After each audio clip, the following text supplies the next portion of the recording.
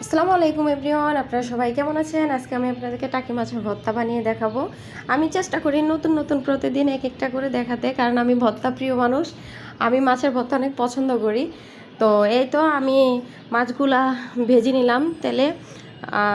সাথে এখন কাঁচামরিচ, রসুন, পেঁয়াজ, শুকনো মরিচ এগুলো ভেজে নেব আমি ভালো করে। তো ভাজা কমপ্লিট হয়ে গেছে আমার। এখন আমি শিলপাটায় বেটে দেখাবো আপনাদেরকে। এই যে প্রথমে পরিমাণ মতন লবণ দিয়ে কাঁচামরিচ, পেঁয়াজ, রসুন এসব উপকরণগুলো আপনারা শিলপাটায় বেটে নেবেন,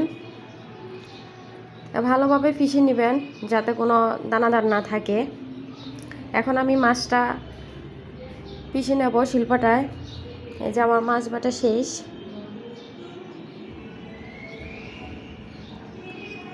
এই তো আমার ভর্তা প্রায় কমপ্লিট হয়ে গেছে। চেষ্টা করবেন আপনারা যাতে ব্লেন্ডারে ভর্তা না বানাতে, কারণ ব্লেন্ডারে ভর্তা বানালে ভালো লাগে না। সবসময় চেষ্টা করবেন নিজে হাতে শিলপাটায় ভর্তা বানাতে, কারণ শিলপাটায় ভর্তা বানালে অনেক মজা লাগে। শিলপাটার ভর্তা অনেক মজা। আপনারা টেস্ট করে দেখবেন কেমন হলো, বলবেন, আমাকে জানাবেন। সবাই ভালো থাকবেন, সুস্থ থাকবেন, লাইক কমেন্ট করবেন।